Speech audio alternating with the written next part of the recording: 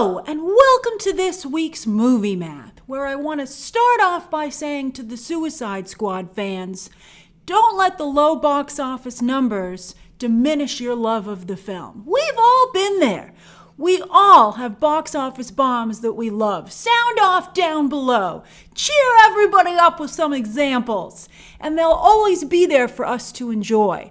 But unfortunately, their low box office numbers mean that we rarely get more installments, at least on the big screen, because of course, HBO Max's Peacemaker is already in the can, which just goes to show how crazy the decision-making is over at WB, because one of the few things we almost all can agree on is that he is the cast member least deserving of his own show.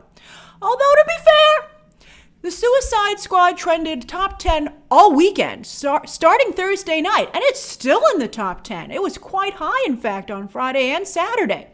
So that alone could be very valuable to the beleaguered HBO Max. And hey, Marvel redeemed John Walker, so it can be done. There's a lot to unpack here, so this is how I'm going to do it. I'm going to start with the numbers, then I'm going to talk about the reasons for those numbers, and then I'm going to talk about the potential ramifications. And of course, as always, I'd love to hear your own thoughts down below. All right, so the numbers, the cold hard facts. Going into the weekend, I want to give you some perspective here. Going into the weekend, most of us expected the Suicide Squad to open in the mid to high 30s, which would make it the best Warner Brothers HBO Max premiere to date.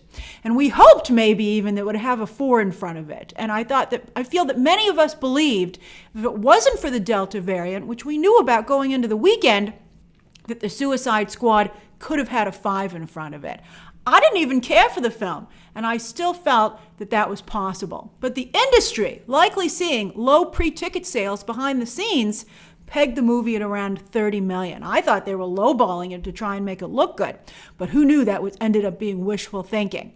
But that would have put it right in line with the other HBO Max day-and-date releases, which makes sense because under normal circumstances, the Suicide Squad the first film was a very strong box office performer, would have way outperformed those other movies. So you would imagine that the Delta variant would pull it down to be at the same level as Space Jam 2. So that's why it's so shocking for the film to open mid-20s even during a pandemic. For perspective, R-rated comic book and genre movies can open as big as PG-13 comic book and PG-13 rated comic book and genre movies. And they've also been known to get better audience scores than the Suicide Squad has. The Suicide Squad's demographics ended up being very male and very young, which means that James Gunn failed to deliver a 4-quadrant film. And you might be like, well, he doesn't need to, Grace, but when your budget is almost $200 million, you need to deliver a 4-quadrant movie. Pandemic-wise, this is the biggest R-rated opening for the pandemic. But no major R-rated film at the same level has opened during the pandemic to be a valid comparison.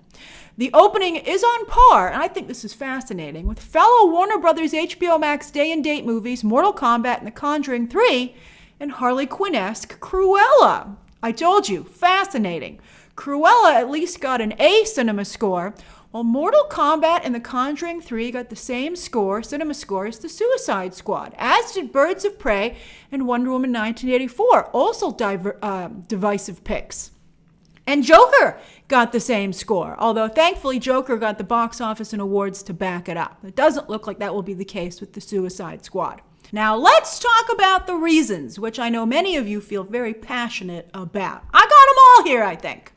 All right, so sure, the Delta variant is certainly a factor. Yet, the other movies in the top 10 this week did not suffer abnormal drops.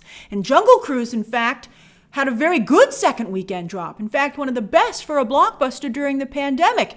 Usually, as we all know, they've been dropping around 70% in their second weekend. But Jungle Cruise fell just 55%. That is very impressive and goes to show that the Delta variant wasn't the deterrent that some of you are arguing.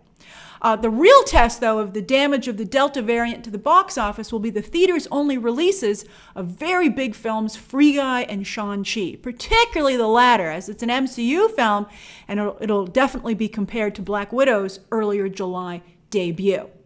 As for streaming on HBO Max day and date, we knew it going in again that would be an issue. But as I said, still, The Suicide Squad is the biggest picture released this way to date, and so that with the Delta variant in play, that should have made it so that it opened on par with the other entries. Now, we all knew that lack of mainstream audience interest was going to be a factor all the way back at DC Fandom. Remember how surprised we were that the trailers for the Suicide Squad underperformed compared to the other trailers dropped during that event? So we knew that early. Is it James Gunn's Twitter controversy? Did some audiences not forget? I think it's impossible to tell right now if that's a factor, because it's a very different film than his popular movies. I mean, taste has always been an issue for him. So before the Twitter controversy, so I think if Guardians of the Galaxy Volume 3 underperforms, then I think you'll have to consider that. So the jury's still out on that. I do again think that it was a taste issue, as I said in my review. Mainstream audiences just don't care for vulgar entertainment. It's not, they're fine with dark and R-rated. And I know that a lot of you are like, American audiences are so weird. Well, I guess compared to the rest of the world, maybe we are. But it's, that's the way things are. That's the case. You got to just deal with it. American audiences have a problem with vulgar entertainment. And when I gave my review, a number of you said, hey, this is a movie about bad people doing bad things. But you got to realize that there's a limited number of people who are interested in watching that. And as we've been telling Warner Brothers, in some cases screaming at them because it's so obvious, their decision not to create a connected universe is definitely an issue that plagues them.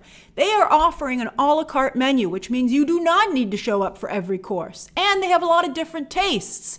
But that means that sometimes people will really like how something tastes, but sometimes not care for it too much. Sure, Marvel might be McDonald's, but you always know what you're going to get, and so people consistently show up. Also for Marvel, you're going to feel you're not following the story if you miss a chapter because they're all interconnected. The Suicide Squad isn't connected to anything else in the DCEU, even via end credit scenes. It kind of sets up the Peacemaker show, but it doesn't even reveal anything about that show. Just that it doesn't even reveal they're going to do the show. Just that, I don't want to give away the end credit scene if you haven't seen it yet, but they could have. I've always told you the importance of end credit scenes to get audiences talking and to throw an anchor into the future of the franchise. But Warner Brothers doesn't listen.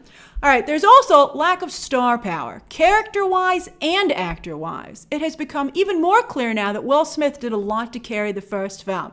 And I don't know if they're going to do any more Suicide Squad movies. We'll get to potential ramifications in a moment, but they're going to have to pay Will Smith a lot of money to come back now. And no Joker or other DC big guns seems to have seriously hurt the film as well. Now, Harley Quinn was supposed to be that for this movie. But after Birds of Prey's disappointing box office, and now this, Warner Brothers has to realize the character is more niche than we had all originally thought. At least this version of the character. All right, now let's talk about potential ramifications. And I'm very curious to hear your thoughts here as well. Not what you wish the potential ramifications will be, but put your business hat on. All right, so the industry has been incredibly kind to James Gunn, rallying behind him after his Twitter controversy got him fired from Marvel. He was, of course, later rehired, in part because of that rallying. But there's been a turn in the trades this weekend, which I find very interesting for the first time. They are not screaming bloody murder that this is entirely the fault of streaming or the film being R-rated, but are instead saying that in large part the box office is attributable to the creative choices made by Gunn and Warner Brothers executives. So going forward, I don't see James Gunn getting any more big budget movies outside of Guardians of the Galaxy Volume 3, which he already has, and which of course Kevin Feige keeps a very tight leash on him creatively. I think that James Gunn, if he were to get another big movie, he would certainly not have full creative control. I think that's for sure. Ironically, this is crazy. Ironically, at first Warner Brothers had too much studio interference, but now, for 2 movies, they have not had enough studio interference. So I hope sometime soon they get it just right. I think Idris Elba and Margot Robbie have also both been hit hard here as box office draws, as the jury was already out on both of them. And it pains me to report that. I like both of them very much as actors. Will Disney still make their Pirates film with Margot Robbie? We'll see. She's supposed to be the star of the Barbie movie, although that already has a director with Greta Gerwig. And I think with the right director, Margot Robbie can be excellent. I think that she has had very bad luck with directors as Harley Quinn. So that's also a thing. We'll talk about Harley Quinn in just a moment. But I first want to say that I think that Idris Elba and Margot Robbie will work forever. They will always work. But I think there's genuine evidence at this point that they can't bring in a big audience, so I don't see them heading up any big movies in the future, unless they're already signed for them. As for Harley Quinn, we already knew that Warner Brothers and Margot Robbie were planning to take a break with the character. I told you I heard because they wanted to see how she was received here, and well, now they're starting to see. If she comes back, I do think there will be changes to how she interprets the character. I would love to see her work with a better director, and I think this is a character who would benefit from a female director, to be honest with you. Although Patty Jenkins really messed up on Wonder Woman. But I think, like Emerald Fennell, she's doing the Zatanna movie, and she even worked with Margot Robbie on Promising Young Woman. Margot Robbie produced that film.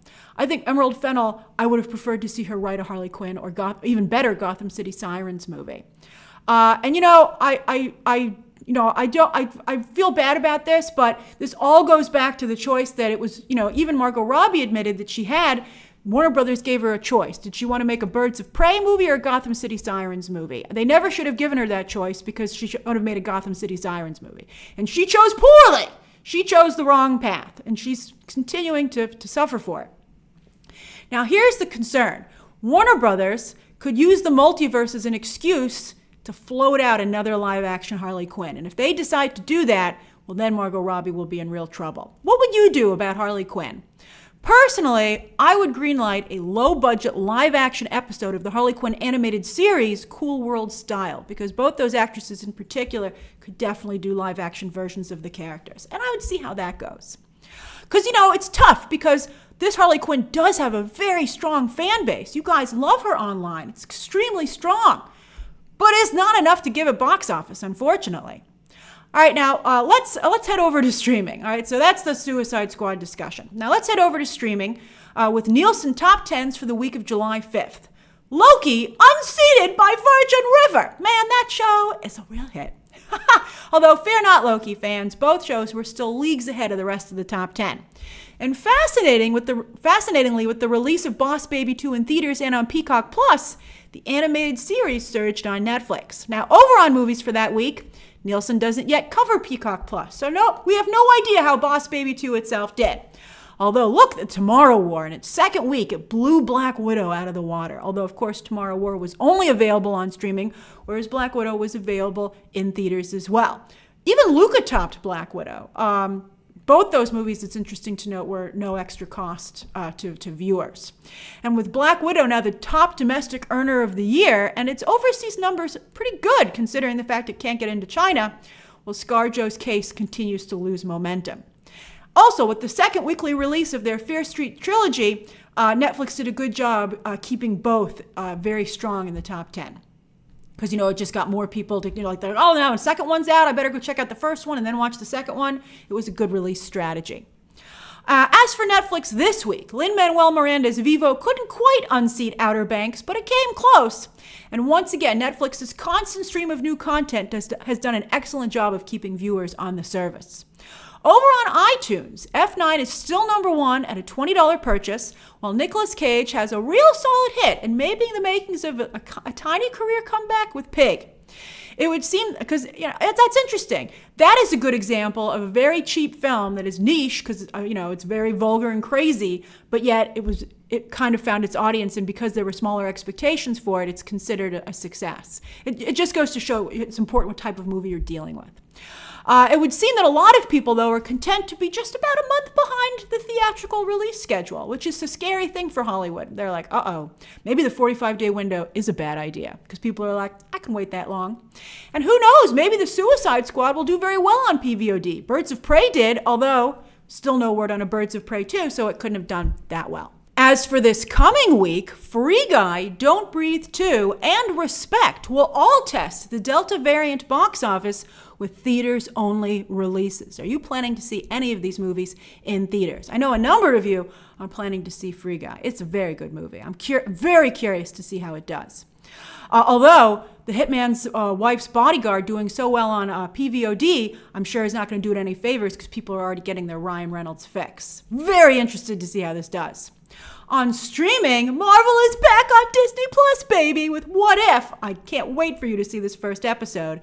And then, the very next day, DC gets back into the mix, well, actually into the mix for the first time on HBO Max, with Titans debuting the first 3 episodes. Comic book fans are eating good this week. Those are both excellent. Very, very good. Marvel, of course, I think is a little bit more professional, but Titans is very strong. I'm very curious to see how they both do on social media. I'm so glad Titans isn't debuting the same day. Woo! All right, network TV is getting in here. They're offering up Stargirl Season 2. These are all just starting. Stargirl Season 2 this week starts, the final season of Brooklyn Nine-Nine, and Fox has a new take on Fantasy Island.